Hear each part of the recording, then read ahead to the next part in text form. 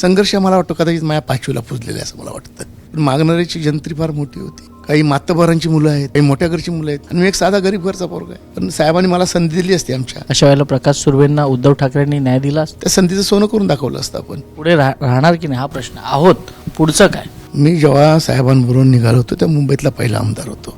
कष्ट करणारे लोक आहोत प्रचंड. परमेश्वर न्याय देईल. आपण आजपर्यंत जे मिळवलं ते प्रचंड संघर्ष करून मिळवलं. ते कदाचित एकनाथ शिंदे साहेबांनी माझा विचार केला सुद्धा असेल.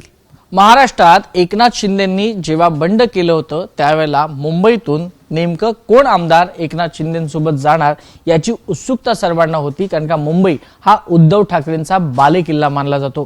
परंतु हा बालेकिल्ला भेदत प्रकाश सुर्वेंनी एक पाऊल पुढे टाकलं आणि एकनाथ शिंदेंची साथ दिली. परंतु आज म्हणजेच महायुतीचं सरकार पुन्हा एकदा स्थापन झाल्यानंतर प्रकाश सुर्वेंची यांच्या पदरी मात्र निराशा पडलेली आहे. आपण जाणून घेऊया प्रकाश सुर्वेंकडून त्यांची निराशा नेमकी काय आहे आणि आता त्यांची परिस्थिती काय. दादा, खरं तर स्वागत करणं योग्य नाही एबीपी माझामध्ये, कारण का तुम्ही निराश आहात. तुमची निराशा पण आम्ही समजू शकतो. एकीकडे तुमच्याच सगळ्या मित्रांनी शपथ घेतलेली आहे. तुम्ही खरं तर या शपथविधीला असणं अपेक्षित होतं, कारण का तशा प्रकारचे शब्द तुम्हाला देण्यात आले होते आणि आज मात्र तुमचा अपेक्षाभंग झालेला आहे. तुमच्या चेहऱ्यावरच तुमचं उत्तर दिसतंय. परंतु आपण प्रेक्षकांच्या माध्यमातून आपल्याला काय नेमकं सांगाल? आता सरकार स्थापन झालेलं आहे. सरकार जनहितार्थ फार जोरानं काम करेल. मी एक सामान्य घरातला मुलगा आहे.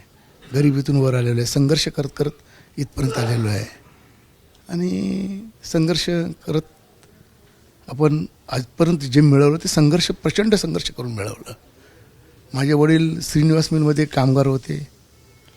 मिल बंद पडले. तिथून आम्ही लालबागवरून बोरिवलीला शिफ्ट झालो.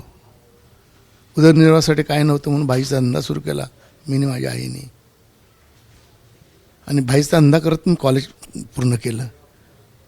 तेव्हा Borivali station to MHB colony आम्ही 50-50, 60-60 किलोची भाजीच्या गोण्या डोक्यावर घेऊन तिथपर्यंत चालत यायचो. कारण रिक्षाला टांग्याला पैसे लागावेत नाही, मग खर्च होऊ नयेत म्हणून. एवढे प्रचंड कष्ट करून आम्ही इथपर्यंत आलेलो आहे आणि संघर्ष मला वाटतो कदाचित माझ्या पाचवीला पुजलेला आहे असं मला वाटतं. तुम्ही एवढी पार्श्वभूमी सांगताय, तुमच्या डोळ्यात पूर्ण अश्रू जमा झालेले आहेत, आवाजावरनं तुमच्या कळत आहे. आत्ता हे सांगण्यामागचं नेमकं कारण काय आहे संघर्षाचे? असे कदाचित एकनाथ शिंदे साहेबांनी माझा विचार केला सुद्धा असेल. पण मागणाऱ्याची जंत्री फार मोठी होती. त्याच्यामध्ये काही आजी माजी आहेत, काही मातब्बरांची मुलं आहेत, काही मोठ्या घरची मुलं आहेत आणि मी एक साधा गरीब घरचा पोरगा आहे. अन्याय म्हणावा लागेल ना हा.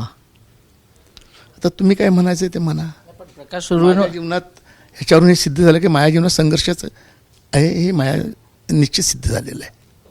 निर्णय चुकला असं वाटतंय? मोठे नेते आहेत, साहेब आहेत, पक्षप्रमुख आहेत, मुख्यमंत्री होते, उपमुख्यमंत्री आहेत. त्यांनी काय घेतलं असेल, त्यांनी विचार करूनच निर्णय घेतला. त्यांनी जो काही निर्णय घेतला योग्यच घेतला असेल. खरं तर हा निर्णय तुमच्या हृदयाला खूप लागला असंच एकंदरीत दिसतं. कारण का मी आतापर्यंत तुम्हाला एवढं भावनिक कधी पाहिलं नव्हतं.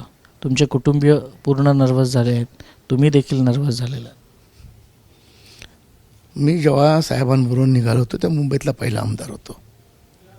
माझ्या घरावर हल्ला झाला होता. मी तिकडे 15-20 दिवस जेव्हा साहेबांबरोबर होतं तेव्हा माझ्या कुटुंबाला मला शिफ्ट करावं लागलं होतं. माझ्या ऑफिसवर हल्ला झाला होता. मला प्रचंड बदनाम करायचं काम या लोकांनी केलं होतं. ते संघर्ष करून पुन्हा एकदा चांगल्या मताने दरबिन माझा लीड घेऊन आलो आहे. आज पण मुंबईमध्ये सर्वात जास्त मताने येण्याचा मान मी मिळवलेला आहे. या गोष्टीचा फरक तर आहे ना. समजा उद्धव ठाकरेंचं सरकार असतं, मुंबई महानगरपालिकेच्या निवडणुका तोंडावर आहेत, अशा वेळेला प्रकाश सुर्वेंना उद्धव ठाकरेंनी न्याय दिला असता?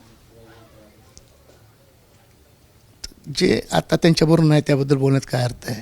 पण साहेबांनी मला संधी दिली असती आमच्या, त्या संधीचं सोनं करून दाखवलं असतं आपण. आज खासदारकीच्या वेळी एवढा विरोधात असताना सुद्धा वातावरण मी 48,000चा लीड घेऊनच दाखवला होता ना. सर्वकडे मायनसमध्ये होते सर्वजण.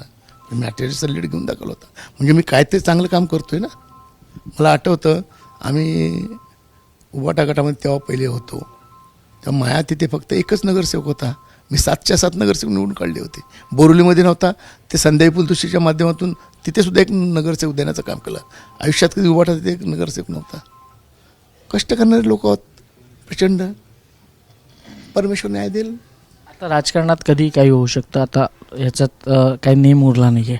प्रकाश सुर्वे या नाराजगीनंतर काही महत्त्वाचा निर्णय किंवा मोठा निर्णय घेतील. शिंदे साहेब ठरवतील तो निर्णय आपण घेऊ. त्यांच्याबरोबर होतो आहोत एवढंच बोलू शकतो आत्ता तर. पुढे राहणार की नाही? आहोत होतो आणि आहोत बोललो ना. पुढे राहणार की नाही हा प्रश्न. आहोत पुढचं काय? आम्ही शिंदे साहेबांबरोबर आहोत. फक्त न्यायाची प्रतीक्षा आहे.